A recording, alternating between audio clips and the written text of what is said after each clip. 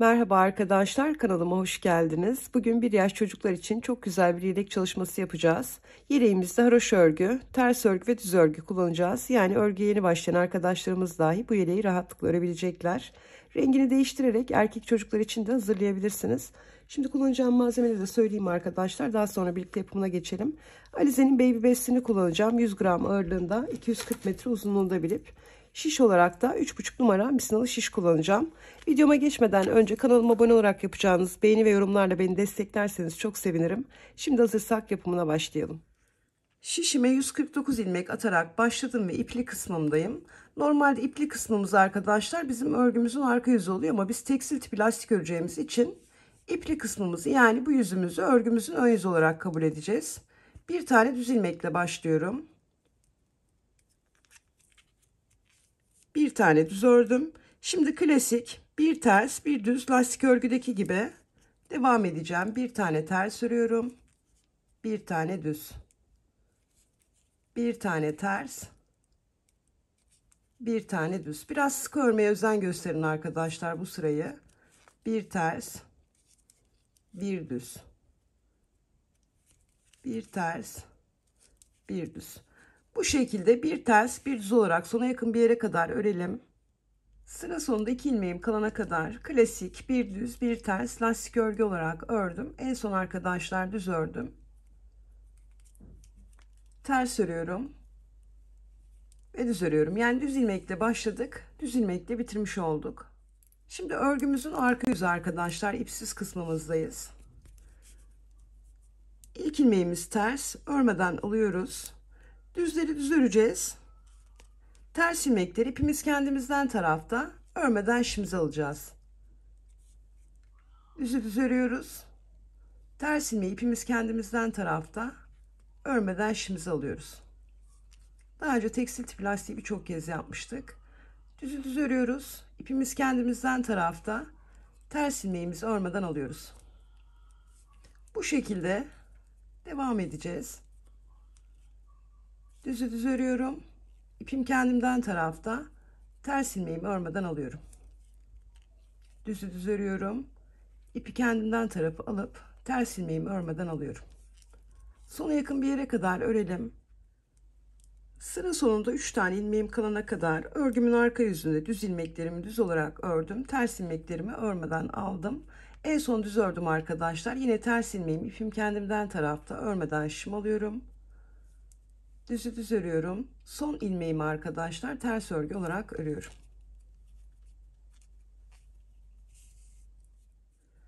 Örgümüzün ipli kısmında, yani ön yüzündeyiz.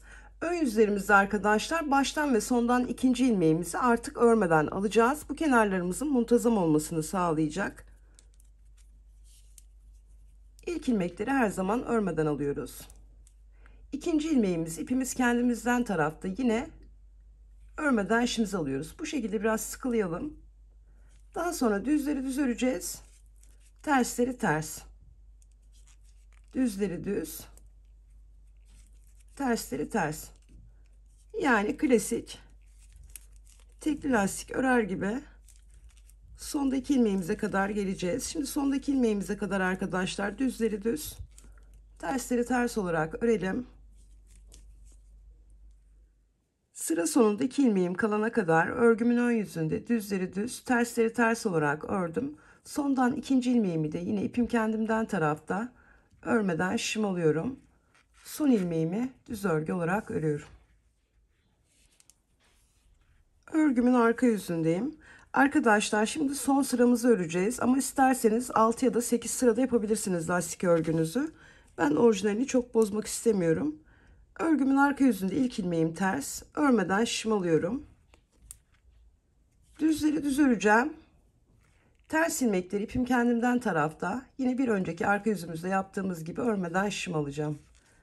Düzü düz örüyorum. İpim kendimden tarafta. Ters ilmeğimi örmeden şişim alıyorum. Düzü düz örüyorum. İpim kendimden tarafta. Ters ilmeğimi örmeden şişim alıyorum. Bu şekilde sona yakın bir yere kadar öreyim arkadaşlar.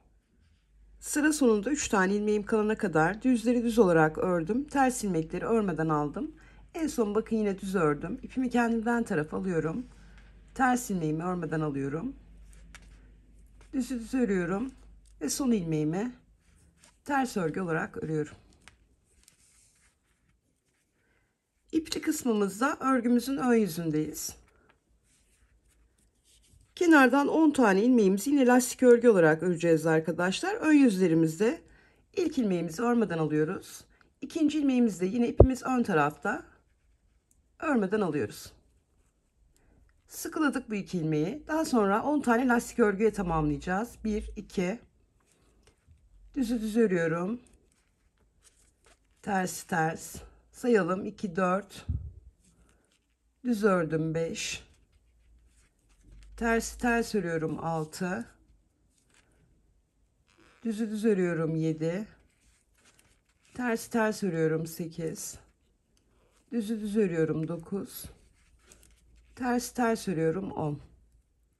Buraya bir ayraç takalım. Örgüye yeni başlayan arkadaşlarım ayraç taktığım her yere lütfen ayraç taksınlar. Şimdi 23 tane ilmeğimi haroşa olarak öreceğim. Haroşayı ters örgülerle ören arkadaşlarım haroşa dediğim yerleri ters olarak örsünler. 2, 3, 4, 5, 6, 7, 8, 9, 10, 11, 12, 13, 14, 15, 16, 17, 18, 19, 20, 21, 22 ve 23. 23 tane ilmeğimi örgümün ön yüzünde haroşa olarak ördüm. Yine bir ayraç takıyorum. Şimdi arkadaşlar 15 tane lastik örgü yapacağız. İpimiz kendimizden tarafta. İlk ilmeğimiz ters olarak örüyoruz. Düz örüyoruz. Tersi ters, düz, tersi ters, düz. Bu şekilde 15 tane ilmeğimi öreceğim. 2, 4, 6, 7, 8, 9, 10, 11, 12, 13, 14 ve 15. Ayracımızdan hemen sonra ters ilmekle başladık. Tersi ters, düz olarak toplam 15 tane ilmeğimizi lastik örgü olarak ördük. Tersle başladık arkadaşlar. Ters ilmekle de bitirdik. Şimdi buraya da bir ayraç takalım. Şimdi 21 tane ilmeğimizi haroşa olarak öreceğiz. 1, 2, 3, 4, 5, 6, 7, 8, 9, 10, 11, 12, 13, 14, 15, 16, 17, 18, 19, 20 ve 21. Yine ayracımızı takalım 21 tane ilmeğimizin sonuna. Şimdi 11 tane lastik örgü öreceğiz yine. Bakın ilk ilmeğim ters. Ters olarak başlıyorum. 1, düz örüyorum. 2, ters örüyorum. 3, 4, 5, 6, 7, 8, 9, 10 ve 11. 11 tane ilmeğimi tersle başlayarak bir ters, bir düz, bir ters, bir düz lastik örgü olarak ördüm. 11. yani son ilmeğimde arkadaşlar yine ters. Yani tersle başladık, tersle bitirdik. Buraya da bir ayraç takalım. Şimdi tekrar 21 tane ilmeğimizi haroşa olarak öreceğiz. 1, 2, 3, 4, 5, 6, 7, 8, 9, 10, 11, 12, 13, 14, 15, 16, 17, 18, 19, 20 ve 21. 21 tane ilmeğimi haroşa olarak ördüm. Yine ayracımı takıyorum. 15 tane ilmeğimi yine lastik örgü olarak öreceğim. İpimi kendimden tarafa alıyorum. İlk ilmeğim ters olarak örüyorum. Düz örüyorum. Tersi ters, düz, tersi ters, düz olarak 15 tane ilmeğimi lastik örgü olarak öreceğim. Sayalım. 2, 4, 6, 7, 8, 9, 10, 11, 12, 13, 14 ve 15. 15 ilmeğimi ters ilmekle başlayarak bir ters, bir düz, bir ters, bir düz lastik örgü olarak ördüm. Yine son ilmeğimi ters ilmekle bitirdim. Buraya da bir ayraç takalım. Kurulumumuzu yaptıktan sonra arkadaşlar çok kolay bir şekilde ilerleyeceğiz. Yeleğimiz sadece lastik örgü ve haroşa örgüden oluşuyor. Ayracımızı taktık. Şimdi 23 tane ilmeğimizi haroşa olarak örüyoruz. 1, 2, 3, 4, 5, 6, 7, 8, 9, 10, 11, 12, 13, 14, 15, 16, 17, 18, 19, 20, 21, 22 ve 23. 23 tane ilmeğimi haroşa olarak ördüm. Ayracımı takıyorum. Sıra sonunda 10 tane ilmeğim kaldı arkadaşlar. Yine lastik örgü olarak öreceğim. Ön yüzümde olduğum için bir ters, bir düz klasik lastik örgü olarak öreceğim. Sadece sondan ikinci ilmeğimi arkadaşlar örgümün ön yüzlerinde örmeden alacağım. 3 tane ilmeğimi ördüm. Düzü düz örüyorum. Tersi ters, düzü düz, tersi ters sayalım. 2, 4, 6, 7, 8. Bakın sondan ikinci ilmeğimi ipim kendimden tarafta örmeden alıyorum. 9. Son ilmeğimi düz olarak örüyorum. Örgümün arka yüzündeyim.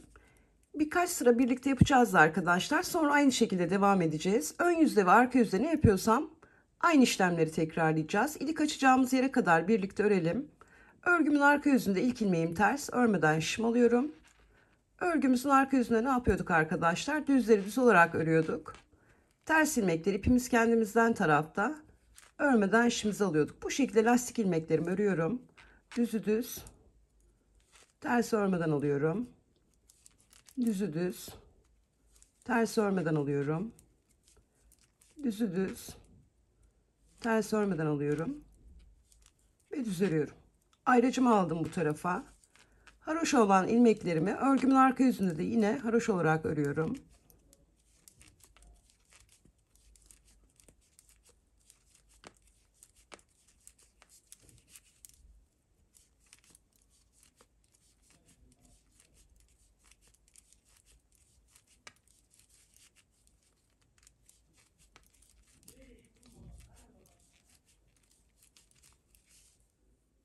Örgümüzün arka yüzünde 10 tane lastik ilmeklerimizin düzlerini düz olarak ördük. Terslerini örmeden aldık.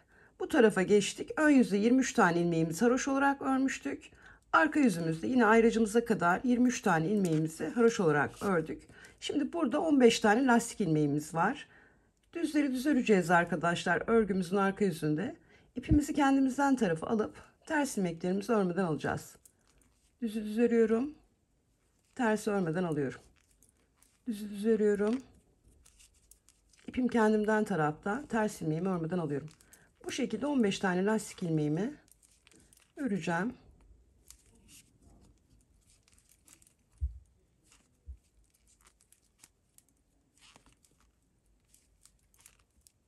Ayracımı aldım bu tarafa.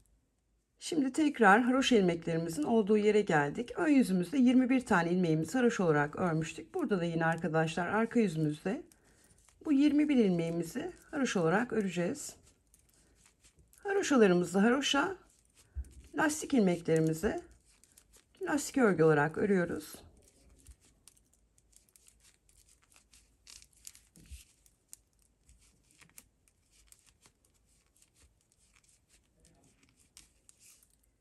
...21 tane ilmeğimi haroşa olarak ördüm. Ayracımı aldım bu tarafa. Ön yüzümüzde 11 tane ilmeğimizi lastik örgü olarak örmüştük. Arka yüzümüzde yine lastik örgü olarak öreceğiz ama düzleri öreceğiz. Ters ilmekleri ipimiz kendimizden tarafta, örmeden şişimizi alacağız. Düz örüyoruz. İpimiz kendimizden tarafta. Ters ilmeğimizi örmeden şişimizi alıyoruz. Bu şekilde 11 tane ilmeğimi öreceğim. düzleri düz, tersleri örmeden, düzleri düz, tersleri örmeden. Son ilmeğimi düz olarak ördüm. Ayracımı aldım bu tarafa. Ön yüzümüzde 21 tane haroşamız vardı. Şimdi arka yüzümüzde de bu 21 ilmeğimizi yine haroşa olarak örüyoruz.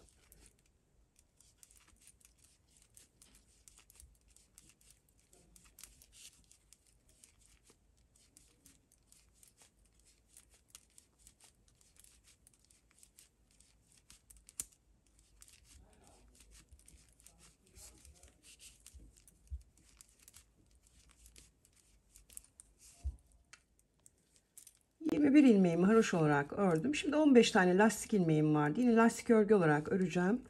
Düzü düz örüyorum. İpim kendimden tarafta. Ters ilmeği örmeden alıyorum.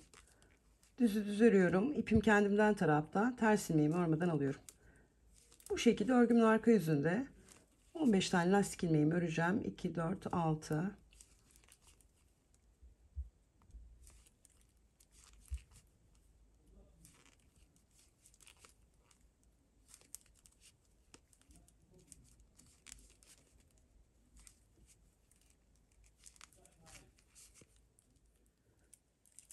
15 ilmeğimi örgümün arka yüzünde lastik örgü olarak ördüm. Örgümün ön yüzünde buradaki 23 tane ilmeğimi haroşa olarak örmüştüm. Örgümün arka yüzünde de yine 23 ilmeğimi haroşa olarak örüyorum. Örgüye yeni başlayan arkadaşlarımız için biraz ayrıntılı anlatıyorum arkadaşlar. Kolaylık görebilsinler diye.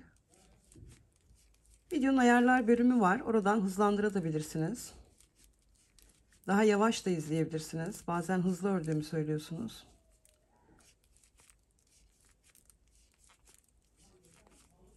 Normal haroşa örgü örüyorum. 23 tane ilmeğimi. Ayracımı aldım bu tarafa.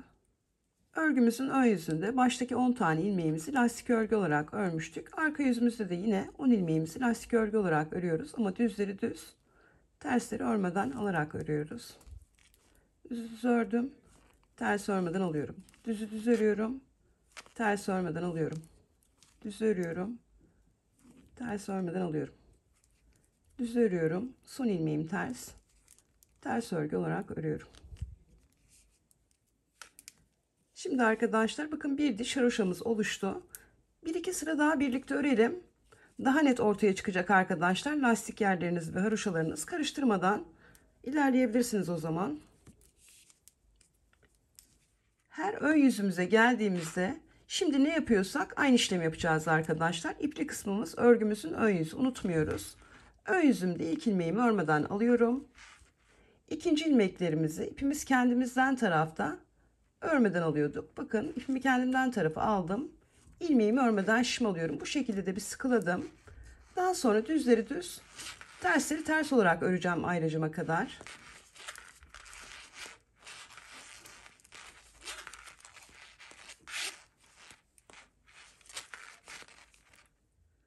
Ön yüzlerimizde lastik örgümüzü bir düz bir ters olarak klasik lastik örgü olarak örüyoruz arkadaşlar. Sadece baştan 2 ve sondan ikinci ilmeğimizi örmeden alıyoruz. Onun dışında bildiğimiz bir ters bir düz lastik örgü olarak örüyoruz. Kenardaki 10 tane ilmeğimi lastik örgü olarak ördüm. Ayracımı aldım bu tarafa. Bakın burada haroşa dişim var. Üzerine yine haroşa örgüyle devam ediyorum ayracıma kadar. Ayracıma kadar öreyim. Ayracıma kadar 23 ilmeğimi örgümün ön yüzünde haroşa olarak ördüm. Ayracımı aldım bu tarafa. Bakın burada yine lastik ilmeklerime geldim. Örgümün ön yüzünde olduğum için ters ilmeğimi ters örüyorum. Düzü düz örüyorum. Tersi ters, düzü düz. Ayracıma kadar 15 tane ilmeğim vardı. Klasik tekli lastik örgü örer gibi örüyorum. Ters ilmekle başlamıştık. Ters ilmekle de bitireceğiz.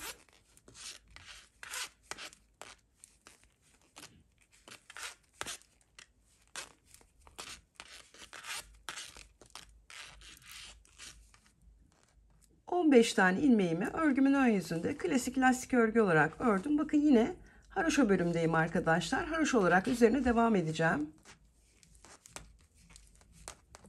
21 tane ilmeğimiz vardı iki ayrıcımızın arasında. Bu 21 ilmeğimizi haroşa örgü olarak örüyoruz. Dediğim gibi haroşayı ters örgülerle ören arkadaşlarım, haroşa dediğim yerlere hem örgülerinin ön yüzünde hem de arka yüzünde ters olarak örsünler.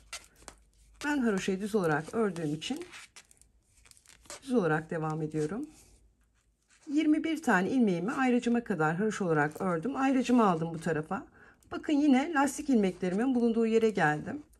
İlk ilmeğim ters. Ters olarak örüyorum. İkinci ilmeğim düz. Düzü düz. Ters ters olarak öreceğim. 11 tane bu iki ayrıç arasında lastik ilmeğimiz vardı. Tersle başladık. Bir ters bir düz olarak devam ediyoruz. Ve ters ilmekle bitiriyoruz. Ayrıcımı aldım bu tarafa. Bakın yine haroşa ilmeklerimin olduğu yerdeyim. 21 tane ilmeğimiz vardı. Yine haroşa ilmeklerimizin üzerine haroşa olarak devam ediyoruz.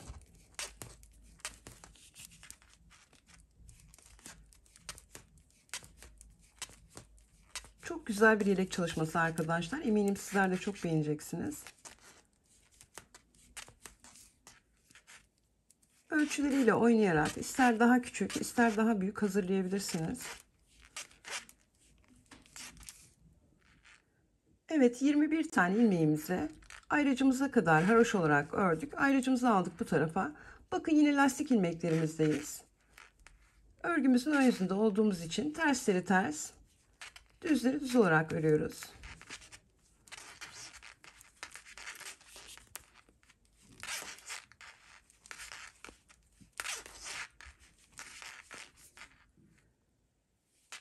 Lastik ilmeklerimizi örerken arkadaşlar elimizi bir tık sıkı tutalım.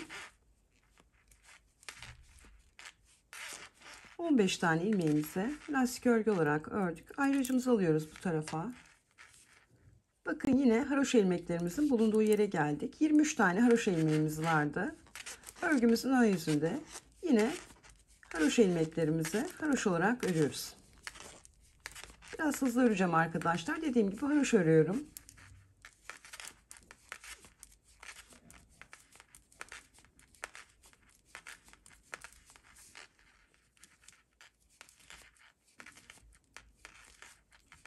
...23 ilmeğimi haroşa olarak ördüm. Ayrıcımı alıyorum bu tarafa. Sıra sonunda sıra başında olduğu gibi 10 tane lastik ilmeğimiz var. Örgümüzün ön yüzünde olduğumuz için arkadaşlar yine tersleri ters, düzleri düz olarak öreceğiz ama örgümüzün ön yüzlerinde baştaki ve sondaki ikinci ilmeğimizi biliyorsunuz örmeden alıyorduk. Şimdi sondaki ikinci ilmeğime kadar düzü düz, ters ters olarak örüyorum.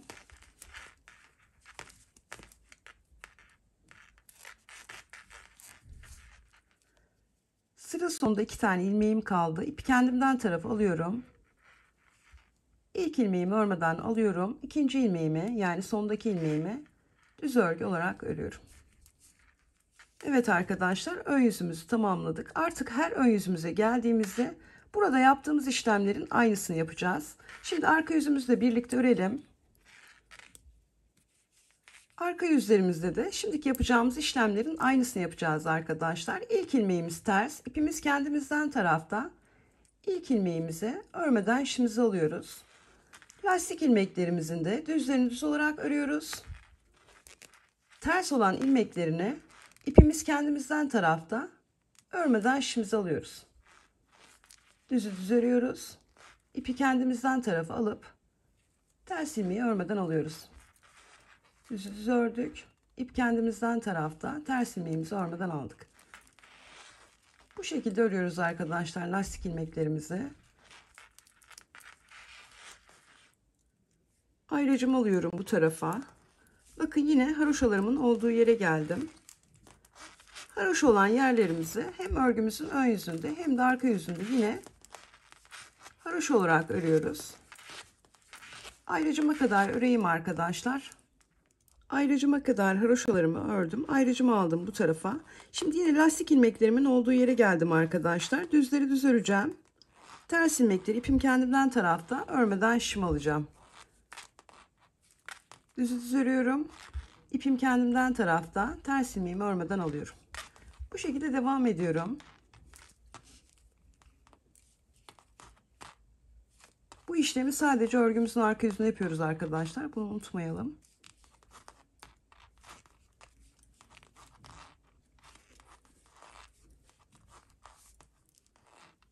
Lastik ilmeklerimi tamamladım. Şimdi yine bakın haroşalarımın olduğu yere geldim. Haroşalarımız dediğim gibi hem örgümüzün ön yüzünde hem de arka yüzünde haroşa olarak örüyoruz. Ayrıcıma kadar haroşalarımı öreyim arkadaşlar. Ayrıcıma kadar ilmeklerimi haroşa olarak ördüm. Yine bakın arkadaşlar lastik örgüme geldim. Düz örüyorum. İpim kendimden tarafta, ters ilmeğimi örmeden alıyorum. Düz örüyorum. İpim kendimden tarafta, ters ilmeğimi örmeden alıyorum. Düzü ördüm, tersi örmeden alıyorum. Düzü ördüm, ters ipim kendimden tarafta, örmeden alıyorum. Düz ördüm, ipim kendimden tarafta, ters ilmeğimi örmeden alıyorum. Lastik örgümü tamamladım. Ayrıcımı aldım bu tarafa. Yine arkadaşlar haroşa olarak devam ediyorum.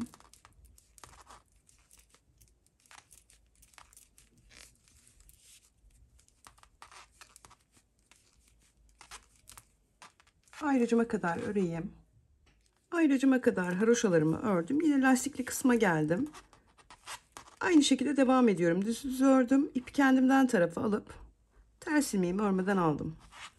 Düz örüyorum. İpi kendimden tarafa alıp ters ilmeğimi örmeden alıyorum. Düz örüyorum. İpimi kendimden tarafa alıp ters ilmeğimi örmeden alıyorum. İpi arkaya aldım. Düz örüyorum. İpi öne alıyorum. Ters ilmeği örmeden alıyorum. Umarım anlaşılır olmuştur arkadaşlar. Bu şekilde devam ediyorum lastik örgüme. Ayrıcımı aldım bu tarafa. Yine arada haroşa ilmeklerim var. Haroşa olarak devam ediyorum arkadaşlar.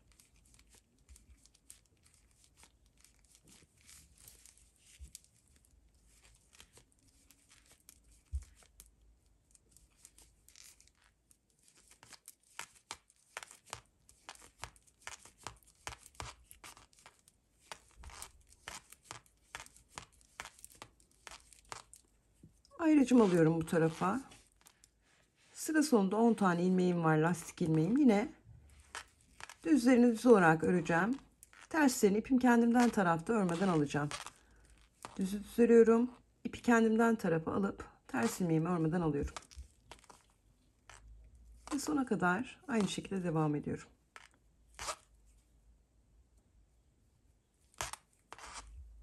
Son ilmeğim ters.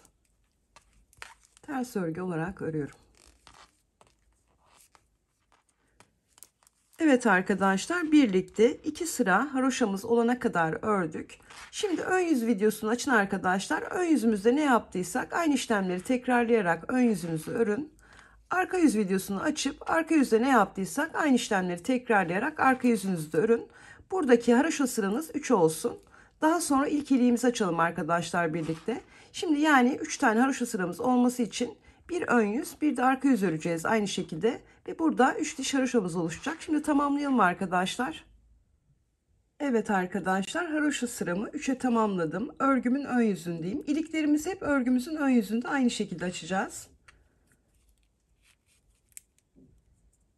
Ön yüzümde olduğum için ilk ilmeğimi örmeden alıyorum. İkinci ilmeğimi ipim kendimden tarafta yine örmeden alıyorum. Sıkıladım. Bir iki tane ilmeğim oldu.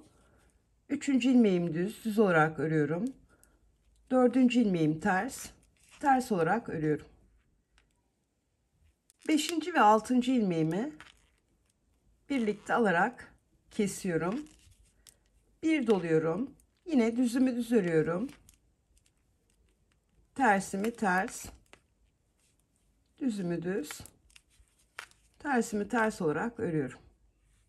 Evet arkadaşlar, örgümüzün ön yüzünde birlikte ilk iliğimizi açtık. Şimdi ön yüzlerimizde ne yapıyorsak aynı işlemleri tekrarlayarak yine ön yüzümüzü öreceğiz. Arka yüzümüzü de arkadaşlar yine aynı şekilde öreceğiz. Sonda 10 ilmeğe kadar arka yüzümüzü de örelim arkadaşlar. Arka yüzümüzde bu dolama yaptığımız ilmeğimizi nasıl öreceğiz onu da göstereyim. Evet arkadaşlar, ön yüzümü tamamladım. Arka yüzümü de son 10 ilmeğim kalana kadar yine aynı şekilde ördüm. Arka yüzümde olduğum için düzleri düz örüyorum. Ters ilmekleri ipim kendimden tarafta yine örmeden alıyorum. Düzü düz örüyorum. Ters ilmeği ipim kendimden tarafta örmeden şişim alıyorum. Dolama yaptığım ilmeğime geldim. En son arkadaşlar ters ilmeğimi ipim kendimden tarafta örmeden aldım. Tersten sonra düz örmem gerekiyor. Düz olarak örüyorum. İpim kendimden tarafta ters ilmeğimi örmeden alıyorum. Düz örüyorum. Ters örmeden alıyorum. Düz örüyorum ve son ilmeğimi ters olarak örüyorum. Evet arkadaşlar, birlikte ilk iliğimizi açtık. Bundan sonraki iliklerimizi de aynı şekilde açacağız. Şu ana kadar kaç haroşa sırası örmüşüz? 1 2 3 4 haroşa sırası örmüşüz. Burası 18 haroşa sırası olduğunda 19. sıramızda örgümüzün ön yüzünde ikinci iliğimizi açacağız. Onun dışında arkadaşlar ön yüzü ve arka yüzü aynı şekilde örmeye devam edeceğiz. Unutursanız videoyu tekrar başa alarak izleyebilirsiniz. Ön yüz videosunu açıp ön yüzde yaptığımız işlemleri tekrarlayacaksınız. Arka yüzünüze geçtiğinizde de arka yüzümüzde ne yapıyorsak aynı işlemleri tekrarlayacaksınız. Şimdi yine en alttan saydığımızda 32 haroşa sıramız olana kadar arkadaşlar örgümüze devam edelim. Yine dediğim gibi burası 18 haroşa sırası olduğunda 19. haroşa sıramızda iliğimizi açmayı unutmayalım. Şimdi ben 32 haroşa sıramı tamamlayayım arkadaşlar. Daha sonra birlikte devam edelim. Evet arkadaşlar, haroşa sıramı 32'ye tamamladım. Şu ana kadar toplam 2 tane de ilik açtım. Şimdi ön bedenlerimizin kenarlarındaki lastiklerimizi ekleme yapacağız. Arka bedenimiz sabit olarak devam edecek. Örgümün ön yüzünde yine kenardaki lastik ilmeklerimi öreceğim. İkinci ilmeğimi örmeden alıyorum. Düzü düz, ters ters olarak ayracıma kadar örüyorum.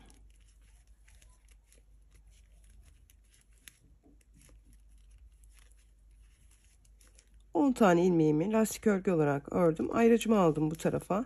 Şimdi arkadaşlar bu taraftaki ayracımızın önünde 2 tane haroşa ilmeğimiz kalana kadar ilmeklerimizi haroşa olarak öreceğiz.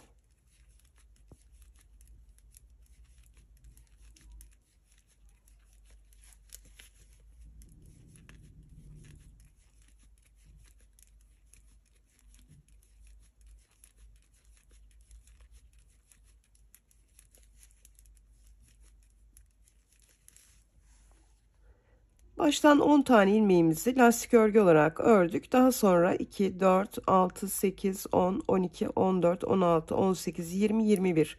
21 tane ilmeğimizi de haroşa olarak ördük. Ayracımızı takıyoruz buraya. Sonda 2 tane haroşa ilmeğimiz kaldı. Lastik örgümüze dahil edeceğimiz için ilkini ters örüyoruz. İkincisini düz örgü olarak örüyoruz. Buradaki ayrıcı çıkaralım artık. Bir ters ördük, bir düz. Bakın artık ters ters örüyoruz, düzü düz. Yani bütünlüğümüz bozulmadı arkadaşlar. Düzlerin üzerine düz geliyor. Terslerin üzerine ters geliyor. 15 tane lastik ilmeğimiz vardı. Bu taraftan 2 tane ilmek dahil ettik. 17 tane lastik ilmeğimiz oldu.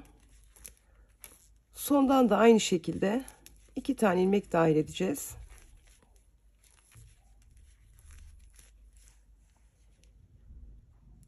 Ayrıcıma geldim, çıkarıyorum. 2 tane ilmek de bu taraftan dahil edeceğiz. En son tersle bitirdik. Bir tane düz örüyoruz. Bir tane ters örüyoruz. 19 tane arada lastik ilmeğimiz oldu. Ayrıcımı taktım bu tarafa. Şimdi yine haroşa olarak devam edeceğim.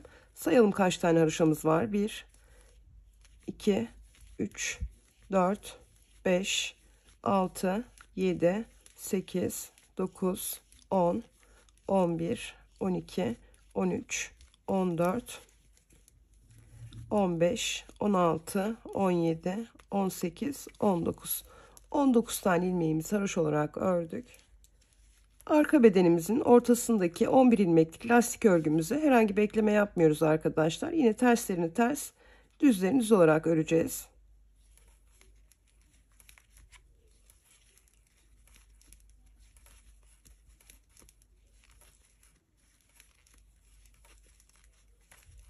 Bir ilmeğimi lastik örgü olarak ördüm. Ayrıcımı bu tarafa alıyorum. Şimdi yine burada ayrıcımızın önünde 2 tane haroşa ilmeğimiz kalana kadar ilmeklerimizi haroşa olarak öreceğiz. Sayalım: 1, 2, 3, 4, 5, 6, 7, 8, 9, 10,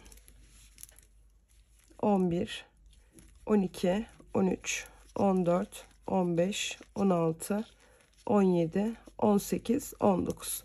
19 ilmeğimizi haroşa olarak ördük. Ayrıcımızı takıyoruz buraya. 2 tane haroşa ilmeğimiz var. Lastik bölümüne dahil edeceğimiz için ilkini ters örüyoruz. İkincisini düz olarak örüyoruz. Buradaki ayrıca artık ihtiyacımız yok. Şimdi yine devam ediyoruz. Tersi ters olarak öreceğiz. Düzü düz. Sonda da yine 2 tane ilmek dahil edeceğiz arkadaşlar.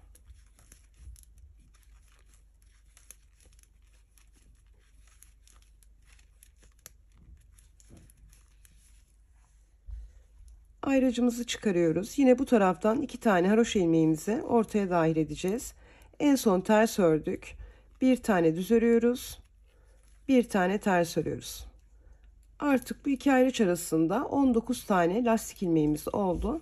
Şimdi haroşa olarak devam ediyoruz. Sayalım. 1, 2, 3, 4, 5, 6, 7, 8, 9, 10, 11, 12, 13, 14, 15, 16, 17, 18, 19, 20, 21. 21 tane ilmeğimizi haroşa olarak ördük. Ayrıcımızı alıyoruz bu tarafa. Tersi ters, düz düz olarak örüyoruz. Ön yüzümüzde olduğumuz için sondan ikinci ilmeğimizi yine örmeden şişimize alacağız. Evet. Örgümüzün arka yüzündeyiz. Arka yüzlerimizde arkadaşlar lastik örgümüzü yine aynı şekilde öreceğiz. İlk ilmeğimi örmeden aldım. İkinci ilmeğimi düz olarak örüyorum. Tersleri ipimiz kendimizden tarafta, örmeden şişimizi alıyoruz. Düzleri düz olarak örüyoruz. Ters örmeden alıyoruz. Düzü düz olarak örüyoruz. Ters örmeden alıyoruz. Düz örüyoruz. Yine haroşalarımızı haroşa olarak örüyoruz.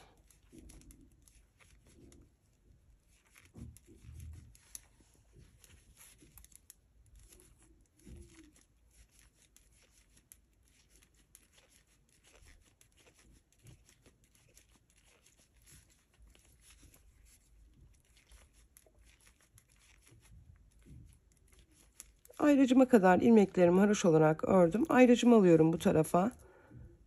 İlk ilmeğimi düz olarak örüyorum. İkinci ilmeğimi ters. İpim kendimden tarafta, örmeden şişimi alıyorum. Ve devam ediyorum. Düzleri düz örüyorum. Tersleri örmeden alıyorum. Arka sıramızı bu şekilde tamamlayalım arkadaşlar.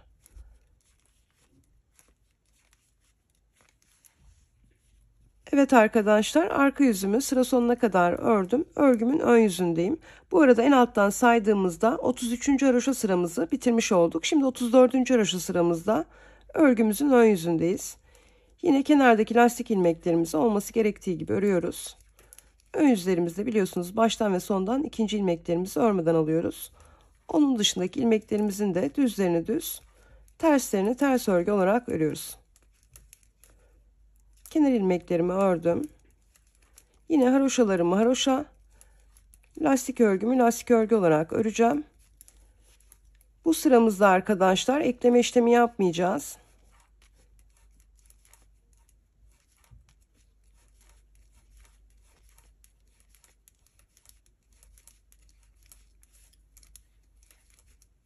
Ayrıcımı aldım bu tarafa. Ters ters örüyorum, düzü düz. Tersi ters, düzü düz. Ön yüzümüzü tamamlayalım bu şekilde. Evet arkadaşlar, ön yüzümü sıra sonuna kadar herhangi bir ekleme işlemi yapmadan lastikleri lastik, haroşaları haroşa olarak örüp tamamladım. Şimdi örgümün arka yüzündeyim. Arka yüzümüzde tamamladığımızda 34. haroşa sıramız bitmiş olacak arkadaşlar. Yine arka yüzlerimizde düzleri düz örüyoruz. Ters ilmekleri örmeden alıyoruz.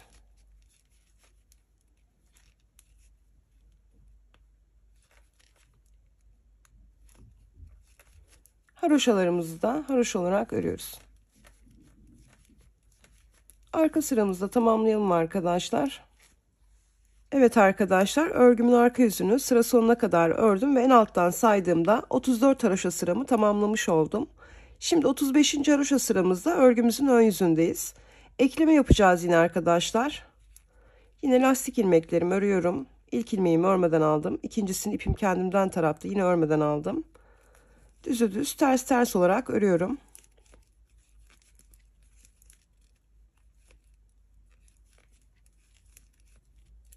Ayrıcımı aldım bu tarafa. Yine sonda 2 tane haroşa ilmeğimiz kalana kadar ilmeklerimizi haroşa olarak öreceğiz. Sayalım.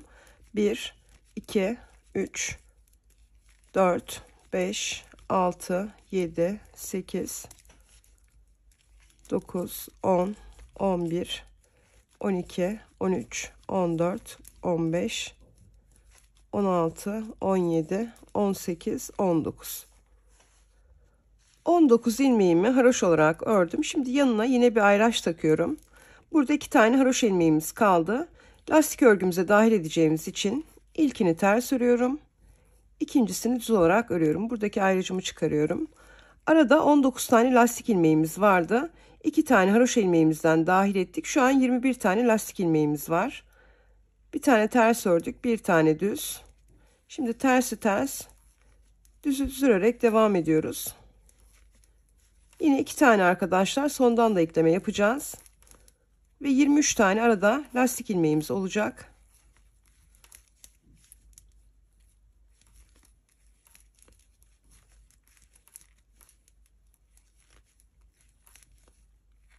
...21 tane ilmeğimi lastik örgü olarak ördüm. Ayrıcımı çıkarıyorum.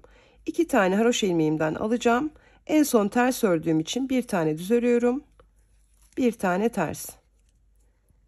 2 ayrış arasında 23 tane lastik ilmeğimiz oldu. Şimdi haroşa olarak devam ediyorum. Sayalım. 1, 2, 3, 4, 5, 6, 7, 8, 9, 10, 11, 12, 13, 14, 15, 16 ve 17 tane haroşa ördüm. Ayrıcımı alıyorum bu tarafa. Ortadan arkadaşlar herhangi bir ekleme yapmıyoruz. Arka bedenimizin ortasındaki lastik burası. 11 tane ilmeğimizi yine lastik örgü olarak örüyoruz.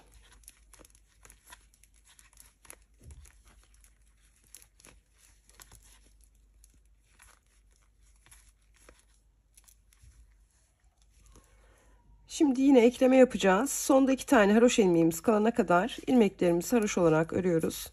Yine sayalım. 1, 2, 3, 4, 5, 6, 7, 8, 9, 10, 11, 12, 13, 14, 15, 16, 17. 17 ilmeğimi haroşa olarak ördüm. Ayrıcımı takıyorum. Bir tane ters ilmekle başlıyorum. Burada 2 tane haroşa ilmeğim kaldı. İlkini ters örüyorum. İkincisini düz olarak örüyorum.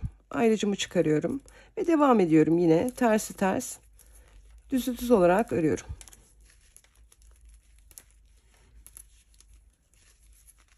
...19 tane lastik ilmeğimiz vardı. 2 tane bu taraftan ekledik. Şu an 21 tane lastik ilmeğimiz var. Diğer tarafta olduğu gibi sondan da 2 tane ekleyeceğiz.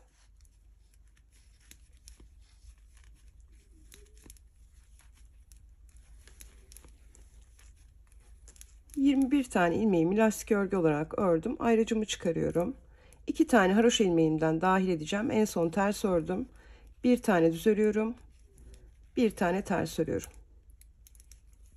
Ve haroşa olarak devam ediyorum. 1, 2, 3, 4, 5, 6, 7, 8, 9, 10, 11, 12, 13, 14, 15, 16, 17, 18 ve 19. 19 ilmeğimi haroşa olarak ördüm.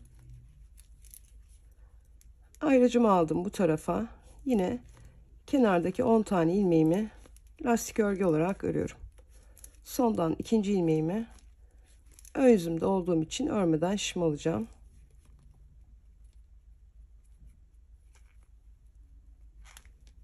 Son ilmeğimi düz olarak örüyorum.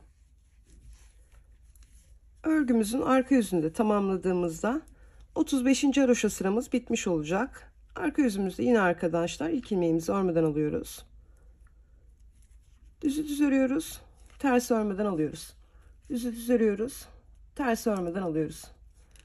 Lastik örgülerimizi hep aynı şekilde öreceğiz. Hem ön yüzümüzde hem arka yüzümüzde. Yeleğimiz bitene kadar bu şekilde devam edecek. Kenar lastiğimi ördüm.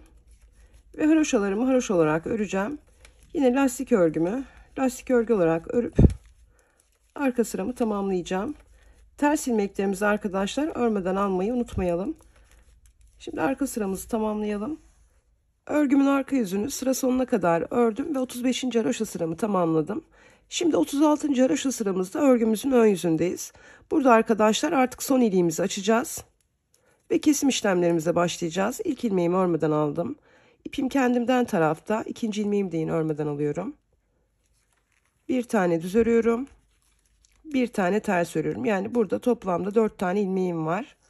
2 ilmeği birlikte alarak kesiyorum. İlk açtığımız ilik gibi açıyoruz arkadaşlar. Bir doluyorum. Düzü düz örüyorum. Tersi ters. Düzü düz. Tersi ters. Ayrıcımı aldım bu tarafa. Baştan ilk 2 haroşa ilmeği birlikte alarak kesiyorum. Yine sondan 2 tane ilmeği de keseceğim. Şimdi haroşa olarak devam ediyorum.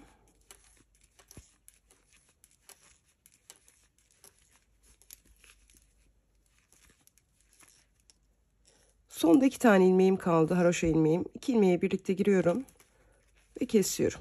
Ayrıcımı aldım bu tarafa. Bu iki ayrıç arasında 23 tane lastik ilmeğimiz vardı. 10 tanesini ön bedenime dahil edeceğim. Tersle başlıyorum. İlk ilmeğim ters. Ters olarak örüyorum. Düzü düz. Tersi ters. Düzü düz. Bu şekilde 10 tane ilmeğimi ön bedenime dahil edeceğim. Sayalım. 2, 4, 6, 8, 9, 10. Ters ilmekle başladım. Düz ilmekle bitirdim arkadaşlar. Burada 10 tane lastik ilmeğim var. Ayrıcımızı takalım. Kafanız karışmasın. Bu tarafta da 13 tane ilmeğimiz kaldı. 2, 4, 6, 8, 10, 12, 13. 10 tanesini arka bedenime ayıracağım. 3 tanesini de kol altı kesim yapacağım. Bir tane ilmek kaldıracağım arkadaşlar arka taraftan. Bakın çevirdim arkasını. Buradan herhangi bir yerden bir tane ilmek kaldırıyorum. Bunu muntazam bir kesim yapmak için yapıyoruz. Kaldırmış olduğum ilmeğimi düz örgü olarak örüyorum. Ve artık kesime başlayacağım. 2 ilmeği birlikte alıyorum. Ve düz olarak kesiyorum. İkinci kesimimi yaptım. Üçüncü kesimimi yaptım. Son bir kesim daha yapacağım arkadaşlar. Çünkü 4 tane ilmeğimiz oldu bir tane kaldırdığımız için. Dördüncü kesimimi yaptım. 2, 4, 6, 8, 9. Şişimdekiyle birlikte 10 tane lastik ilmeğim oldu. Arkadaşlar artık ön beden ve arka bedeni kol altı kesimini yaptığımız için ayırmış olduk. Şimdi devam ediyorum. Ters ters düz düz olarak örüyorum.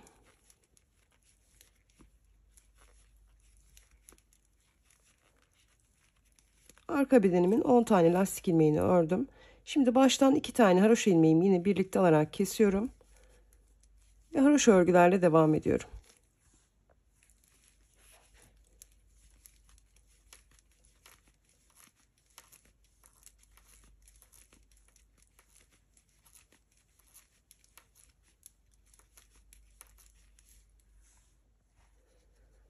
Arka ortadaki lastiğime geldim. Ayrıcımı takıyorum buraya. Yine aradaki 11 tane lastik ilmeğimi lastik örgü olarak örüyorum.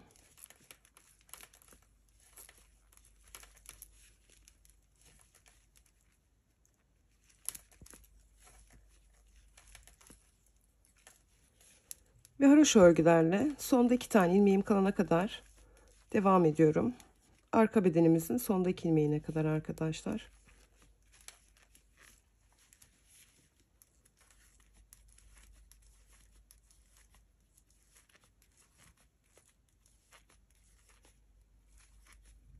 İki tane haroşa ilmeğim kaldı. 2 ilmeğimi birlikte alarak kesiyorum. Ayrıcımı aldım bu tarafa. Şimdi arkadaşlar buradaki 23 tane lastik ilmeğinin 10 tanesini ön bedenime, 10 tanesini arka bedenime dahil edeceğim. 3 tane ilmeğimi de kol altı için keseceğim. 10 tane lastik ilmeğimi örüyorum. İlk ilmeğim ters. Tersi ters. Düzü düz olarak örüyorum.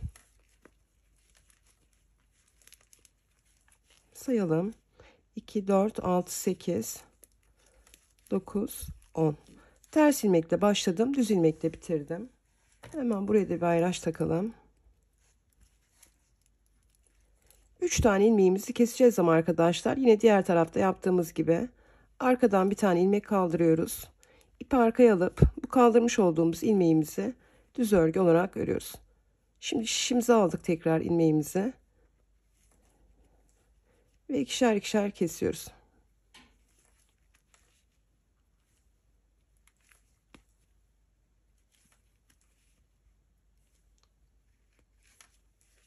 Sayalım. 2, 4, 6, 8, 9. Şişimizdekiyle birlikte 10 tane ilmeğimiz kaldı. Şimdi lastik örgümüze devam ediyoruz.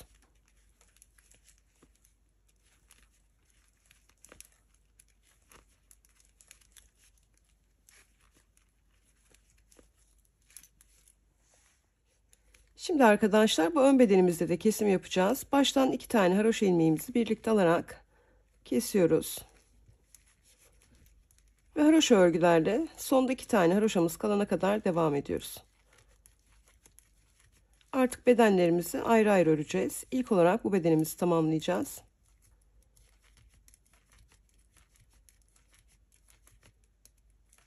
Sonda 2 tane haroşa ilmeğim var. 2 ilmeğimi birlikte giriyorum ve kesiyorum. Ayracımı aldım bu tarafa.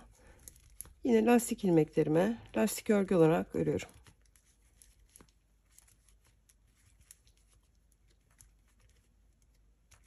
Sondan ikinci ilmeğimi örmeden aldım. Son ilmeğimi düz olarak örüyorum. Örgümün arka yüzündeyim. Yine ilk ilmeğimi örmeden alıyorum. Düzü düz örüyorum. Ters örmeden alıyorum. Düzü düz örüyorum. Ters örmeden alıyorum. Değişen bir şey yok arkadaşlar. Yine lastik örgümüzü aynı şekilde örüyoruz. Örgümüzün arka yüzlerinde kesim işlemi yapmıyoruz. Lastiğimizi lastik, haroşamızı haroşa olarak örüyoruz.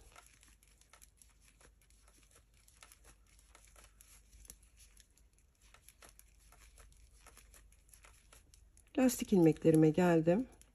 10 tane lastik ilmeğimiz vardı. Yine düzlerini örüyorum. Terslerini örmeden alıyorum. Son ilmeğim ters. Ters olarak örüyorum. Artık arkadaşlar kol altı kesimi yaptığımız için buradan gidiş yok. Dönüyoruz tekrar ön yüzümüze. Farklı bir şiş de kullanabilirsiniz. Çünkü önce dediğim gibi bu ön bedenimizi bitireceğiz. Şimdi örgümün ön yüzündeyim. İlk ilmeğimi yine örmeden alıyorum. Ön yüzümde olduğum için ikinci ters ilmeğimi yine örmeden şişime aldım ipimi ön tarafta. Ve 10 tane lastik ilmeğimi yine lastik örgü olarak örüyorum. Ayracımı aldım bu tarafa. Şimdi yine kol kenarımızdan bir tane kesim yapacağız. Bu bizim ikinci kesimimiz oluyor arkadaşlar. 2 ilmeği birlikte alarak kesiyorum. İlk kesimimizi beden ayrımlarımızı yaparken yapmıştık. Bu da bizim ikinci ön yüzümüze geldiğimizde yaptığımız ikinci kesimimiz. Yakadan kesim yapmayacağız arkadaşlar. Yakadan bir sıra kesim yapıyoruz. Bir sıra yapmıyoruz. Yani bir ön yüzde yapıyoruz. Bir ön yüzümüze geldiğimizde yapmıyoruz.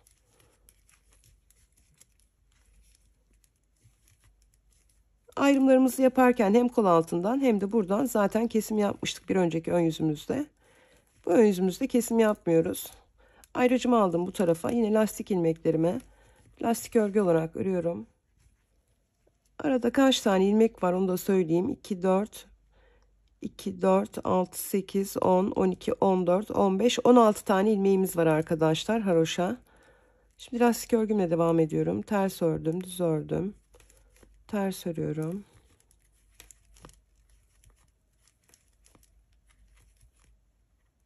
Sondan ikinci ilmeğimi örmeden alıyorum.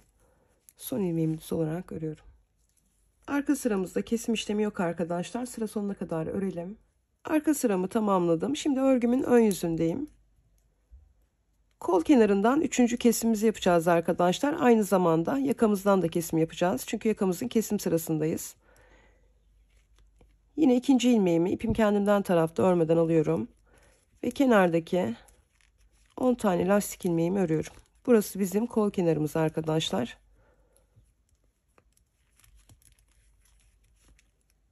Ayrıcımı aldım bu tarafa ve üçüncü kesimimi yapacağım. 2 tane haroşa ilmeğimi birlikte alarak kesiyorum. Sonda 2 tane haroşa ilmeğim kalana kadar yine haroşa örgü olarak devam ediyorum. Kol altından son bir kesim yapacağız arkadaşlar. Kol altı kesimlerimizi her sıramızda yaptık. Şimdi bir ön yüzümüze geldiğimizde yine kesim yapacağız. O bizim son kol altı kesimimiz olacak. Sonda 2 tane haroşa ilmeğim kaldı. 2 ilmeğimi birlikte giriyorum ve kesiyorum. Yakamızın kesimini de yaptık. Şimdi ters ters düz olarak örüyorum.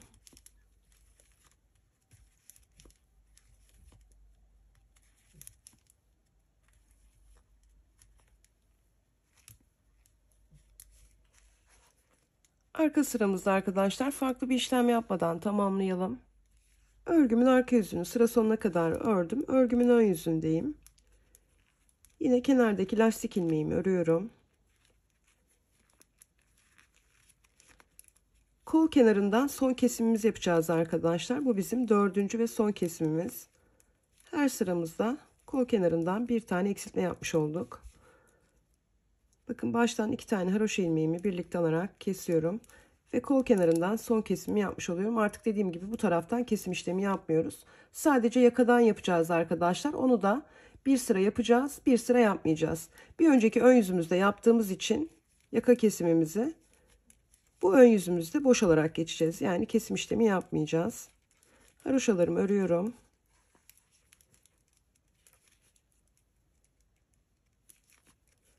Sayalım burada kaç tane haroşamız kalmış. 2, 4, 6, 8, 10, 12, 13. Ayrıcımı aldım bu tarafa. Yine lastik ilmeklerimi lastik örgü olarak örüyorum. Artık anlaşılır olduğunu düşünüyorum arkadaşlar. Bir sıra daha birlikte yapalım.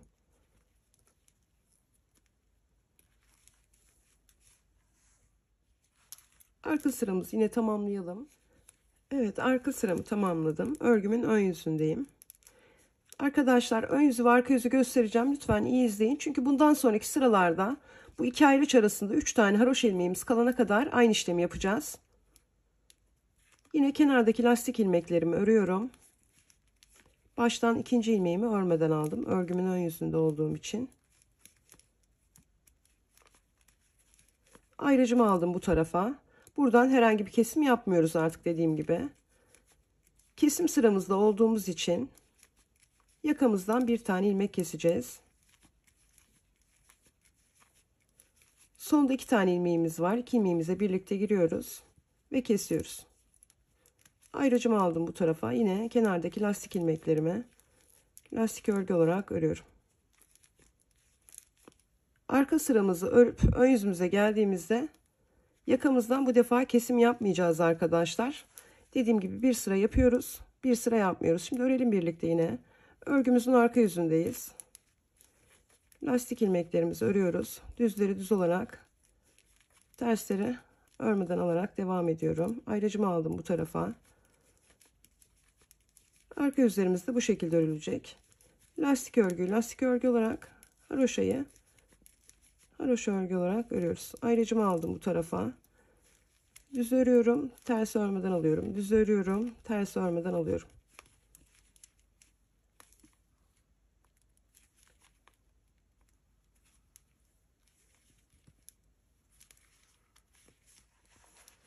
Döndük örgümüzün ön yüzünü. Az önce kesim yaptığımız için bu sıramızda kesim yapmıyoruz arkadaşlar. Yine ön yüzümüzde lastik ilmeklerimizi lastik örgü olarak örüyoruz.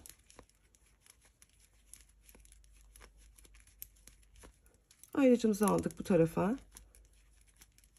Herhangi bir kesim işlemi yapmayacağız. Bir sonraki ön yüzümüze geldiğimizde yine sondan 2 tane ilmeği birlikte alarak keseceğiz. Bir haroşa sırası kesim yapıyoruz. Bir haroşa sırası kesim yapmıyoruz. Kenardaki lastik ilmeklerimi de yine lastik örgü olarak örüyorum.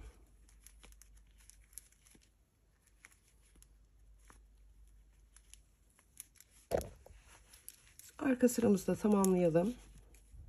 Arka sıralarımızda herhangi bir değişiklik yok arkadaşlar. Dediğim gibi kesme işlemi yapmıyoruz. Lastik ilmeklerimizin düzlerini düz olarak örüyoruz. Ters ilmeklerini örmeden alıyoruz. Aradaki ilmeklerimizi de yine haroşa olarak örüyoruz. Kenardaki 10 tane ilmeğimi lastik örgü olarak ördüm. Aradaki ilmeklerimi haroşa olarak örüyorum.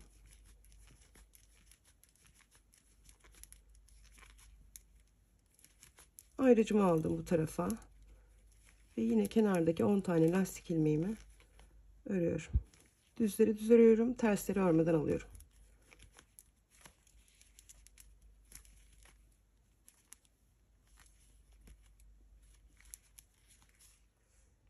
Evet arkadaşlar, yaka kesimimi aynı işlemleri tekrarlayarak arada 3 tane haroşa ilmeğim kalana kadar yaptım. Şimdi her sırada kesim yapacağız. Yani bu 3 tane haroşa ilmeğimizi her ön yüzümüze geldiğimizde keserek bitireceğiz.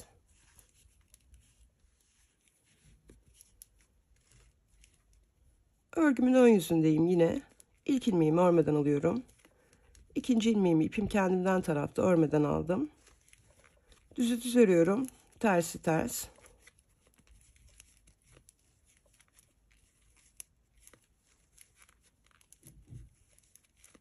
Ayrıcımı aldım bu tarafa. İlk ilmeğimi yine haroşa olarak örüyorum. Sondaki 2 tane haroşa ilmeğimi birlikte alarak kesiyorum.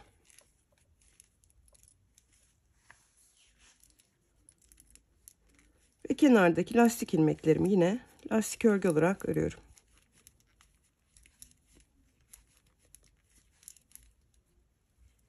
Sondan ikinci ilmeğimi ipim ön tarafta örmeden alıyorum. Son ilmeğimi düz olarak örüyorum.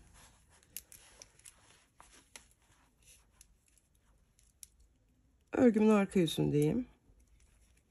Yine lastik ilmeklerimi örüyorum. Düzleri düz örüyorum. Tersleri örmeden alıyorum. Ayrıcımı aldım bu tarafa. Arada artık 2 tane haroşa ilmeğim var. 2 ilmeğimi haroşa olarak ördüm. Ve lastiğimle devam ediyorum.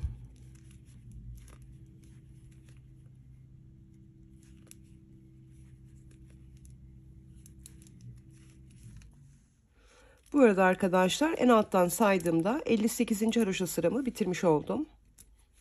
Şimdi 59. haroşa sıramdayım. Örgümün ön yüzündeyim yine. Artık dediğim gibi her sıramızda kesim yapacağız.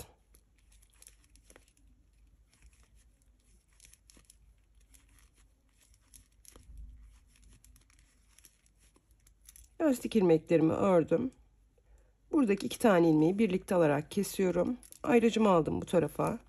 Yine ters ters düz olarak örüyorum.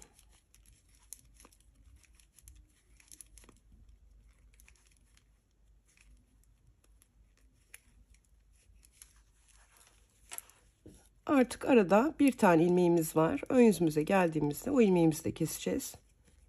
Örgümüzün arka yüzünde yine lastik ilmeklerimizi örüyoruz. Aradaki 1 tane haroşa ilmeğimizi haroşa olarak örüyoruz.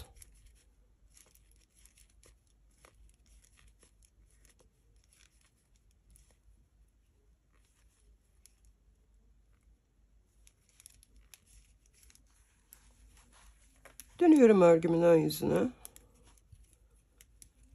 Bu bizim 60. sıramız olacak arkadaşlar ama artık lastik örgüyle devam edeceğiz. İlk ilmeğimi yine örmeden aldım. İkinci ilmeğimi ipim kendimden tarafta örmeden alıyorum. Ve yine lastik örgümle devam ediyorum.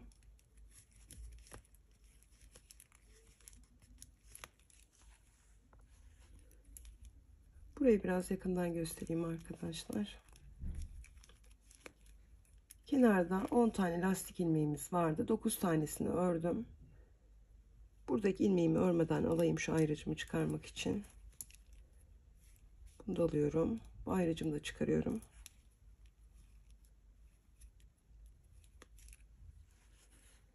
En baştan 9 tane ilmeğimizi lastik örgü olarak ördük. En son düz ördük. Şimdi arkadaşlar bu taraftaki ters ilmeğimizi en başa alacağız. Şişimizi önden taktık. Diğer 2 tane ilmeğimizi şişimizden çıkarıyoruz. Buradaki ilmek artık bu şişimizde kaldı. Çıkardığımız ilmekleri tekrar diğer şişimize alıyoruz. İlmeğimi taktım buraya. 3 tane ilmeğimiz var arkadaşlar. 2 tanesini birlikte alarak kesiyoruz. Ve diğerini de bakın bu şekilde girdim. Arkadaki ilmeği öndeki ilmeğin üzerinden atlatıyorum. Ve devam ediyorum. Düz ters ters olarak örüyorum.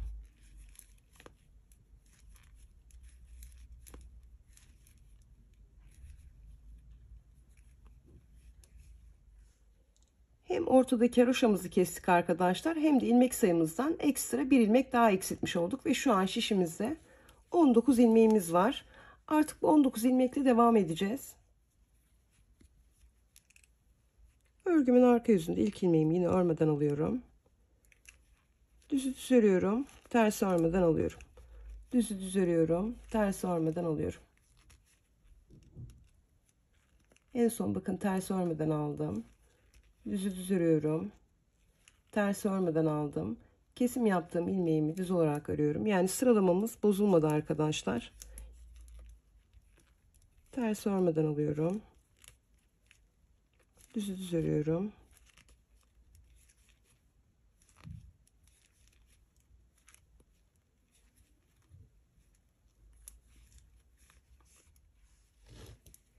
Arkadaşlar şimdi ön yüz ve arka yüz olarak göstereceğim. Daha sonra aynı şekilde devam edeceğiz. 8 sıra öreceğiz lastik örgümüzü. Haroşa örgü gibi tekstil tipi lastik örgüde 2 sırada bir oluşuyor arkadaşlar. Eğer her sırayı sayacaksanız 16 sıra öreceksiniz. Bakın burada kestiğimiz ilmeğimiz var. Ters örgü gibi duruyor. Onun altına ayracımı takıyorum. Buradan yukarı 8 tane düz gözeneğim olduğunda ilmeklerimi bekleteceğim. Bu şekilde sayacaksınız. Bakın zaten çok belirgin arkadaşlar.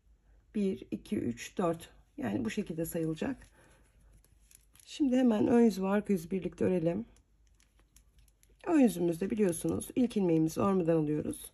İpimiz kendimizden tarafta. İkinci ilmeğimizi de yine örmeden aldık. Ve düzleri düz, tersleri ters olarak örüyoruz. Şişimizde artık 19 tane ilmeğimiz var.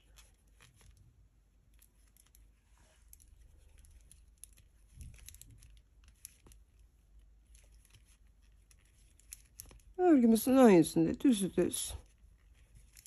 ters olarak örüyoruz. Baştan ve sondan ikinci ilmeklerimizi örmeden şişimize alıyoruz. Bu ön bedenimizde ne yaptıysak arkadaşlar diğer ön bedenimizde de aynı işlemleri yapacağız. Örgümüzün arka yüzündeyiz. Yine ilk ilmeğimi örmeden aldım. İkinci ilmeğimi düz olarak örüyorum. Ters örmeden alıyorum. Düz örüyorum. Ters örmeden alıyorum.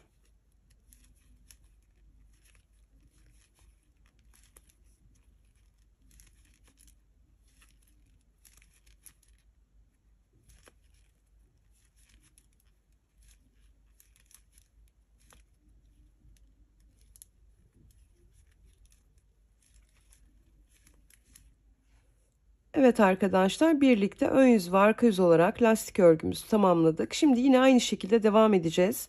Buradaki düz gözeneklerimizi yukarı doğru saydığımızda 8 olunca ilmeklerimizi bekleteceğiz. Şimdi tamamlayalım arkadaşlar. Evet arkadaşlar, lastik örgümü tamamladım. İlmeklerimi aparatımın üzerine aldım. İpimi de biraz uzun bırakarak kestim. En alttan haroşalarımı saydığımda ayracıma kadar 59 sıra haroşam var.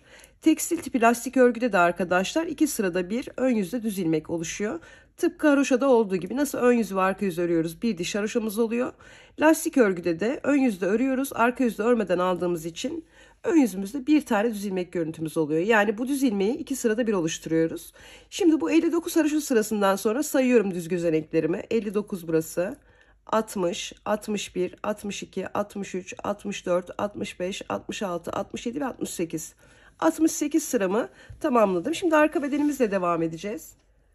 Arka bedenimizi örmeye örgümüzün arka yüzünden başlayacağız arkadaşlar. Çünkü beden ayrımlarımızı yaparken buradan başladık.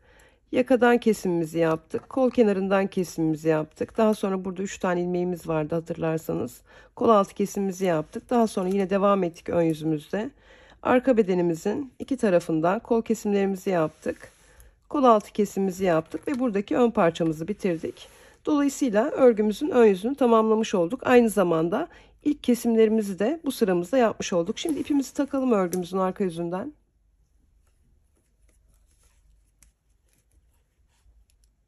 İlk ilmeğim ters arkadaşlar. Ters olarak örüyorum.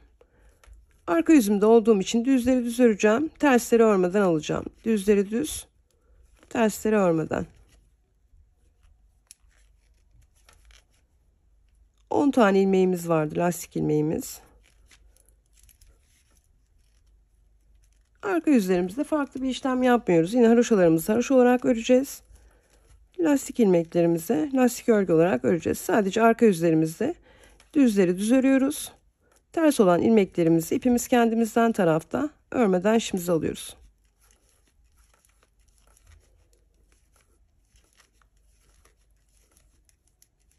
Ayrıcıma kadar haroşalarımı ördüm. Lastik ilmeklerime geldim. Yine düz düz örüyorum. Ters örmeden alıyorum. Bu şekilde aradaki 11 tane lastik ilmeğimi örüyorum. Ayrıcımı aldım bu tarafa ve haroşa olarak devam ediyorum.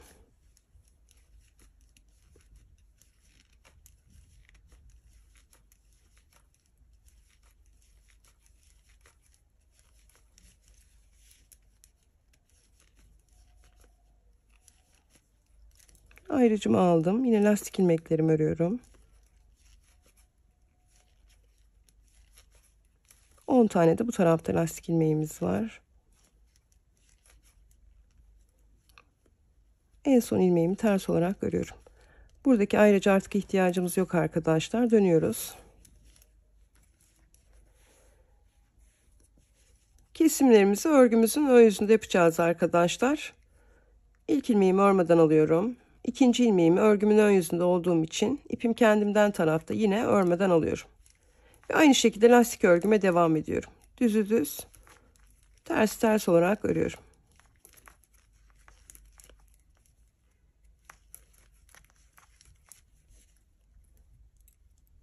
Beden ayrımlarımızı yaparken ilk kol altı kesimlerimizi yapmıştık. Şimdi ikinciyi yapacağız. Her sırada keseceğiz arkadaşlar. Ayrıcımdan sonraki ilk iki haroşa ilmeğimi birlikte alarak kesiyorum.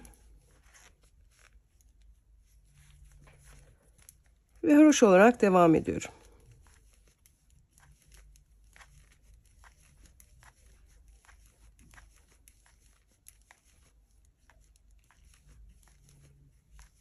Ayrıcımı aldım bu tarafa. Ters ters düz düz olarak örüyorum ön yüzümde olduğum için. İki ayraç arasında 11 tane lastik ilmeğimiz var. Ayraç takarsanız saymanız da gerekmez arkadaşlar. Çok rahat bir şekilde örebilirsiniz. Şimdi yine ayracımın önünde 2 tane haroşa ilmeğim kalana kadar haroşa örgüyle devam ediyorum.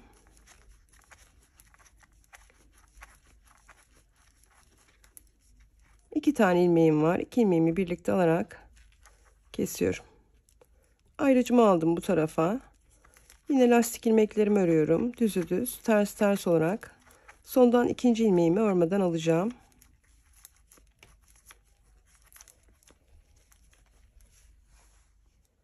Sondan ikinci ilmeğimi ipim kendimden tarafta örmeden şim alıyorum. Son ilmeğimi düz örgü olarak örüyorum. Örgümüzün arka yüzünde farklı bir işlem yapmayacağız arkadaşlar. Haroşalarımızı haroşa olarak örelim. Lastik ilmeklerimizin düzlerini düz öreceğiz. Terslerini örmeden alacağız. Sıramızı tamamlayalım. Örgümün arka yüzünü sıra sonuna kadar ördüm. Örgümün ön yüzündeyim. Yine ilk ilmeğimi örmeden alıyorum. İkinci ilmeğimi de ipim kendimden tarafta örmeden aldım.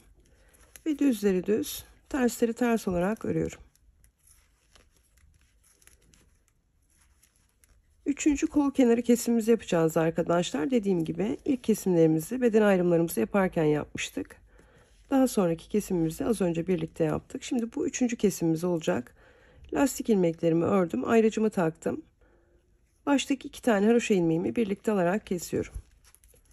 Bir önceki ön yüzümüzde nasıl kesim yaptıysak yine aynı şekilde yapıyoruz kesimlerimizi. Son bir kesimimiz kaldı arkadaşlar. Ayracıma kadar ilmeklerimi haroşa olarak ördüm. Şimdi lastik örgümle devam ediyorum. Ters ters düz düz olarak örüyorum. Arada 11 tane lastik ilmeğim var. Ayracımı aldım bu tarafa ve haroşa olarak devam ediyorum.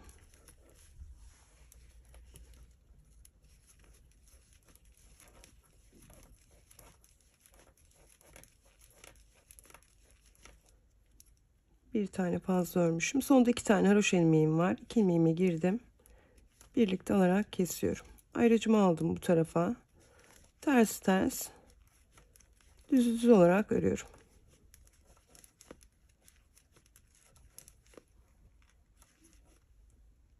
Sondan ikinciyi örmeden aldım. Son ilmeğimi düz olarak örüyorum. Arkadaşlar arka sıramızı tamamlayalım. Ön yüzümüzde son kesimlerimizi yine birlikte yapalım. Örgümün arka yüzünü sıra sonuna kadar ördüm. Örgümün ön yüzündeyim. İlk ilmeğimi örmeden aldım. İkinci ilmeğimi ipim kendimden tarafta örmeden alıyorum. Ve ön yüzümde olduğum için düzleri düz, tersleri ters olarak örüyorum. Bu bizim son kesim sıramız arkadaşlar, kol altından. Bu arada arkadaşlar en alttan haroşalarımızı saydığımızda 39. haroşa sıramızın ön yüzünü örüyoruz şu an. Ayracımı aldım bu tarafa. Baştaki 2 tane haroşa ilmeğimi birlikte alarak kesiyorum. Ve haroşa örgülerle devam ediyorum.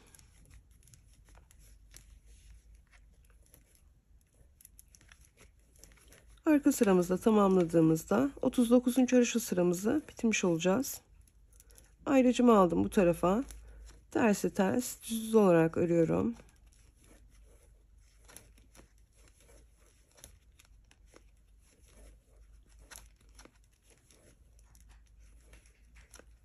Ayracımı aldım. Yine sonda 2 tane haroşa ilmeğim kalana kadar haroşa örgü olarak devam ediyorum.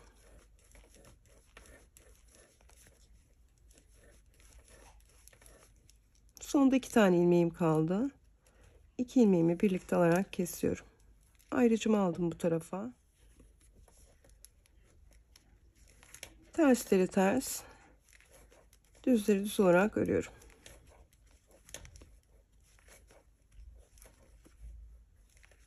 Sondan ikinci ilmeğimi ipim kendimden tarafta örmeden alıyorum. Son ilmeğimi düz örgü olarak örüyorum. Evet arkadaşlar, arka bedenimizin kol kenarı kesimlerinin tamamını birlikte yaptık. Artık herhangi bir artırma ya da eksiltme işlemi yapmadan haroşalarımızı haroşa, lastiğimizi lastik örgü olarak öreceğiz. Arka sıramızı tamamladığımızda 39. haroşa sıramız bitmiş olacak. Daha sonra arkadaşlar 4 haroşa sırası daha öreceğiz aynı şekilde. Yani toplamda en alttan saydığımızda 43 haroşa sıramız bitince artık buradaki lastik ilmeklerinden ekleme yapacağız. Şimdi arkadaşlar haroşa sıramızı 43'e tamamlayalım. Daha sonra birlikte devam edelim. Evet arkadaşlar, arka bedenimizin son kol kenarı kesimlerini birlikte yaptıktan sonra örgümün arka yüzünde haroşalarımı haroşa, lastik örgümü lastik örgü olarak örüp 39. haroşa sıramı tamamladım. Daha sonra herhangi bir artırma ya da eksiltme işlemi yapmadan yine haroşalarımı haroşa, lastik örgümü lastik örgü olarak 4 haroşa sırası daha ördüm. Yani şu an en alttan haroşalarımı yukarı doğru saydığımda 43 haroşa sıram var. Şimdi 44. haroşa sıramızdayız. Buradaki lastik ilmeklerimize kenardan ilaveler yapacağız. Arka bedenimizin ortasında bulunan 11 tane lastik ilmeğimize sağdaki ve soldaki haroşa ilmeklerden ikişer tane ekleme yapacağız. Ta ki buradaki haroşa ilmeklerimizin tamamı bitene kadar. Bir kez göstereceğim arkadaşlar. Daha sonra aynı işlemleri tekrarlayarak devam edeceksiniz. O yüzden lütfen iyi izleyin. Örgümüzün ön yüzündeyiz. Yine kenardaki lastik ilmeklerimi örüyorum.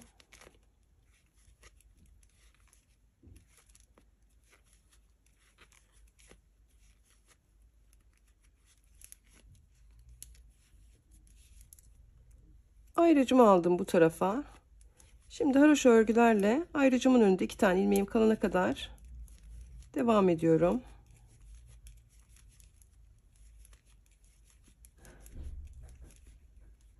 İki tane ilmeğim kaldı. Buraya ayracımızı takalım arkadaşlar. Şimdi bir tane ters, bir tane düz olarak eklememi yaptım. Hep aynı şekilde yapacağız. Bir tane ters, bir tane düz. Ters ördüm, düz ördüm. Şimdi ters ters, düz olarak örüyorum. 11 tane lastik ilmeğimiz vardı. 2 tane ekleme yaptık. 13 oldu.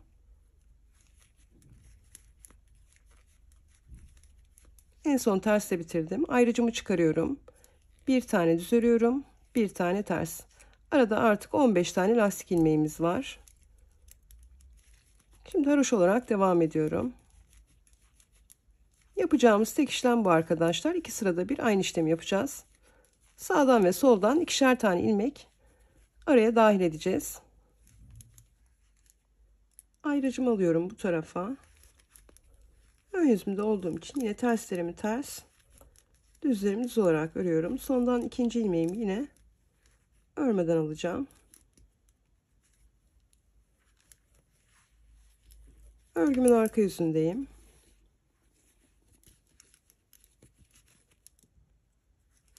Arka yüzlerimizde farklı bir işlem yok arkadaşlar. Yine düzleri düz öreceğiz. Tersleri örmeden alacağız. Lastik bölümünde.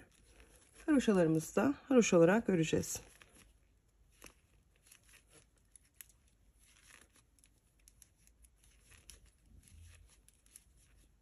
Ayracıma kadar haroşalarımı örüyorum.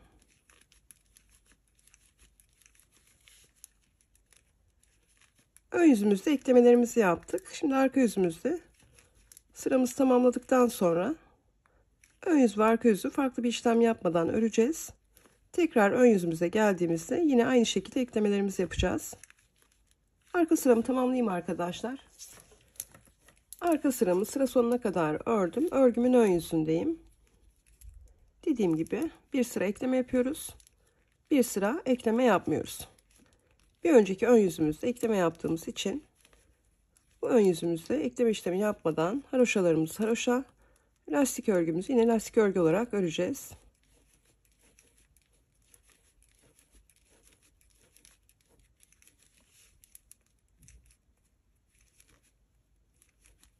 Ayrıcımı aldım bu tarafa.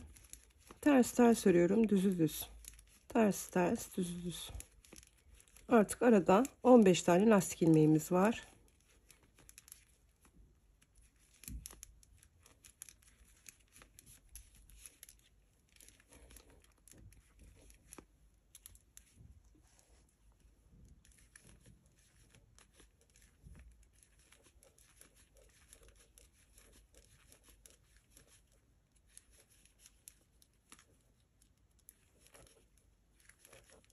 Ayrıcımı alıyorum bu tarafa. Yine lastik ilmeklerimi örüyorum.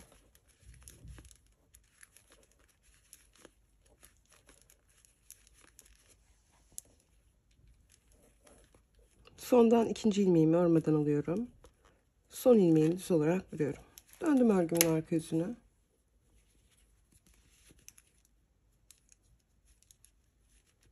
İlk ilmeğimi örmeden alıyorum. Düz örüyorum. Ters örmeden alıyorum. Düz örüyorum. Ters örmeden alıyorum. Ayrıcımı aldım bu tarafa.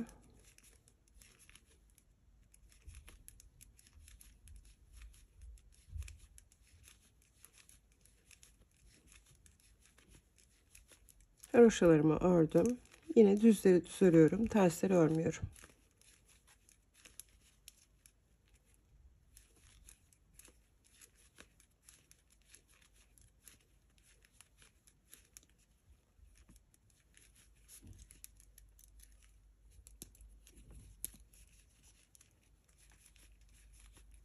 Haroşalarımı haroş olarak örüyorum.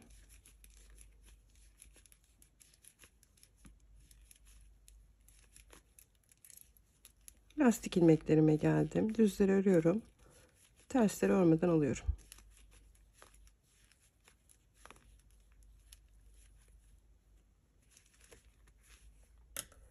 Evet arkadaşlar, ekleme işleminin artık anlaşılır olduğunu düşünüyorum. Birlikte zaten 4 sıra ördük. Bu 4 sırada ne yaptıysak aynı işlemleri tekrarlayarak devam edeceksiniz.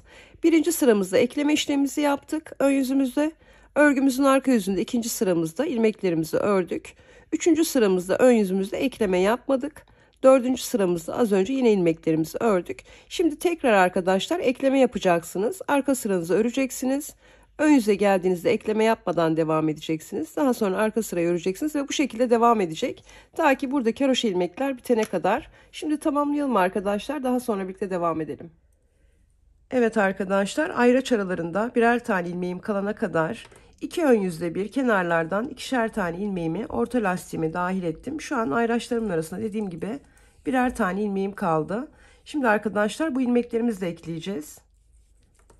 Birer tane ilmeğim kaldıktan sonra ön yüzümü ve arka yüzümü yine boş olarak döndüm. Bu benim 56. sıram arkadaşlar şimdi. 2 sırayı bir sayıyoruz. Bunu unutmayalım. Yani buradaki her bir düz gözenek bir sıra sayılıyor. Bu düz gözeneği de 2 sırada bir oluşturuyoruz. Şimdi yine örgümün ön yüzünde kenardaki lastik ilmeklerimi örüyorum. Artık buradaki ayracımıza ihtiyacımız yok. Yine bütünlüğümüz bozulmayacak arkadaşlar. Düzleri düz öreceğiz, tersleri ters öreceğiz.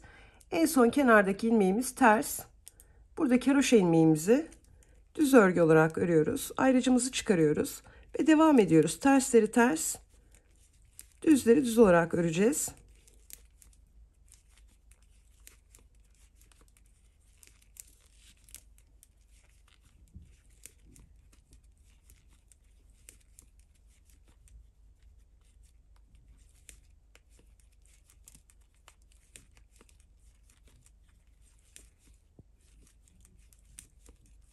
Ayracıma kadar öreyim.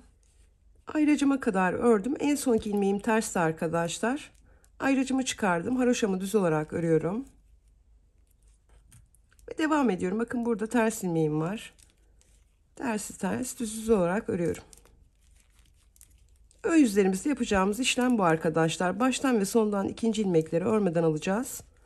Aradaki ilmeklerin düzlerini düz, terslerini ters olarak öreceğiz. Arka yüzümüzü de göstereyim.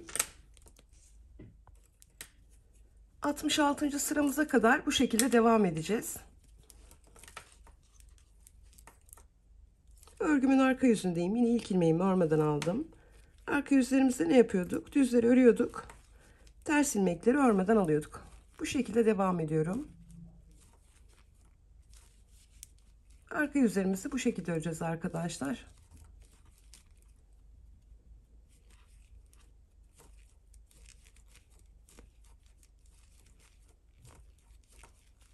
Düz örüyorum, ters örmeden alıyorum. Düz örüyorum, ters örmeden alıyorum.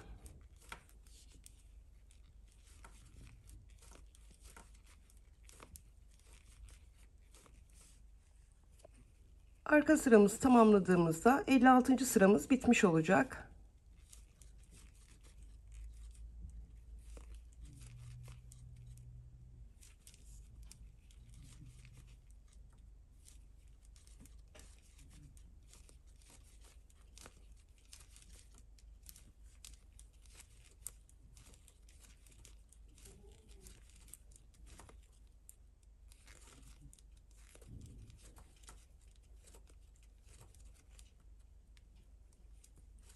Evet.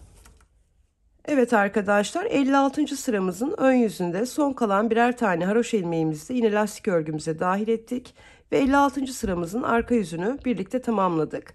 Şimdi arkadaşlar sıra sayımızı 64'e tamamlayacağız. Yine önlerde lastik örgümüzü örmemiz gerektiği gibi öreceğiz. Arkalarda düzleri öreceğiz. Tersleri örmeden alacağız.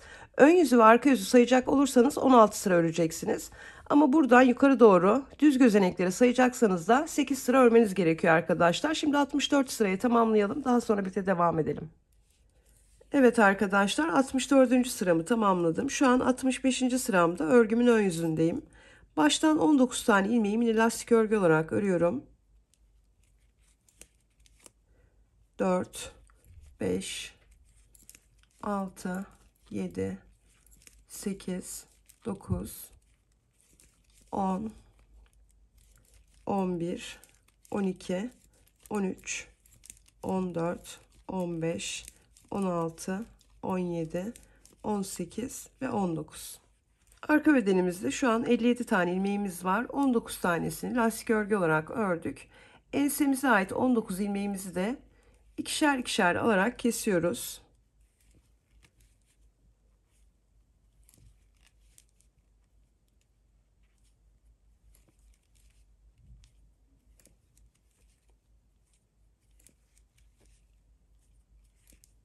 Bu şekilde arkadaşlar 19 tane ilmeğimizi keselim.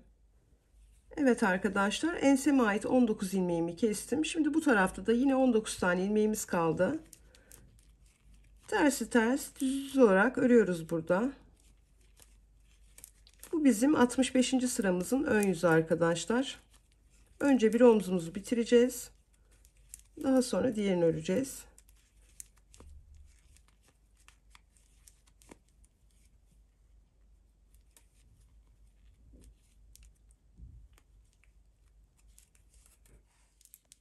Önce bir omzumuzu, daha sonra diğerini bitireceğiz.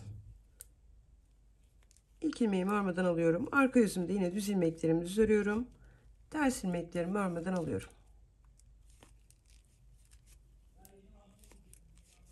...65. sıramızın arka yüzündeyiz dediğim gibi.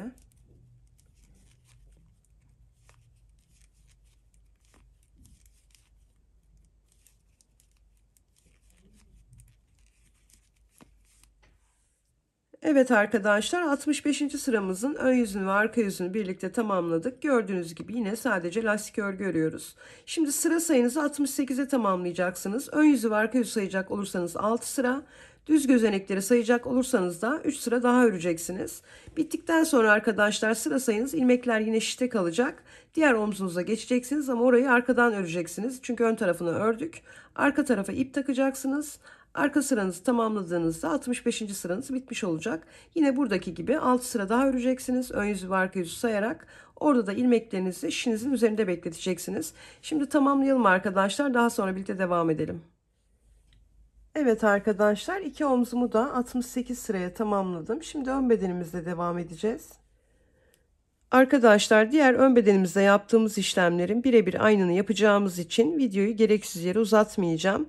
İki ön beden arasındaki tek fark, diğer ön bedenimizde kol kenarı kesimlerimizi bu taraftan, yaka kesimlerimizi bu taraftan yapmıştık. Bu ön bedenimizde tam tersi. Yaka kesimlerimizi bu taraftan, kol kenarı kesimlerimizi bu taraftan yapacağız. Onun dışında dediğim gibi arkadaşlar, yapacağımız işlemler birebir diğer ön bedenimizde aynı. Bu bizim 36. sıramızdı. Örgümüzün ön yüzüydü. Buradan başlamıştık biliyorsunuz. Yaka ve kol kenarı kesimimizi yapmıştık ve kesimlerimizi, yani ilk sıra kesimlerimizi tüm bedenlerimizde yaparak diğer ön bedenimize kadar örmüştük. Şimdi diğer ön bedenimizin arka yüzünden itibaren arkadaşlar ne yaptıysak aynı işlemleri tekrarlayarak sadece yönlerimize dikkat edeceğiz. Kol kenarı kesimlerini bu taraftan, yaka kesimlerini bu taraftan yaparak aynı uzunluğa gelene kadar öreceğiz arkadaşlar. Şimdi tamamlayalım. Daha sonra birlikte devam edelim. Evet arkadaşlar, diğer ön bedenimi de aynı işlemleri tekrarlayarak şişimde 19 ilmeğim kalana kadar ördüm. Şimdi arkadaşlar, ölçülerini de verelim yeleğimizin. 30 santimetre genişlik, 35 santimetre uzunluk. Ben bir omzumu birleştirdim. Şimdi diğerini birlikte birleştireceğiz. Örgümüzün arka yüzünden birleştireceğiz arkadaşlar. Şimdi ilmeklerimizi şişimizin üzerine alalım. Omuz birleştirmemizi tığ ile yapacağız. Dilerseniz şişle de yapabilirsiniz ya da ilmeklerinizi ikişer ikişer kesip iğne ile dikebilirsiniz. Hangisi kolayınıza geliyorsa.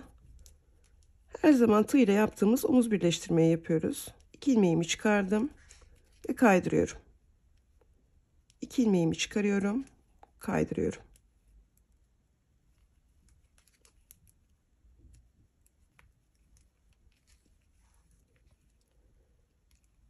Bir buradaki ilmeğimi çıkardım, bir karşıdaki tığımdaki ile birlikte 3 ilmeğimi kaydırıyorum.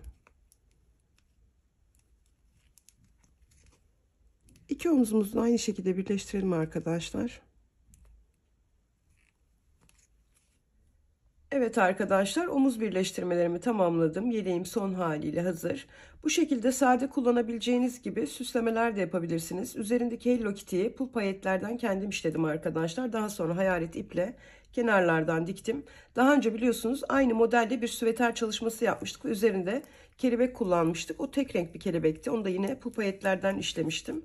Arkadaşlar, yapımı çok kolay fakat gözlerim bozuk olduğu için, kamerada hemen burada durduğu için bunu sizlere gösteremiyorum. Ama eşimden rica edeceğim.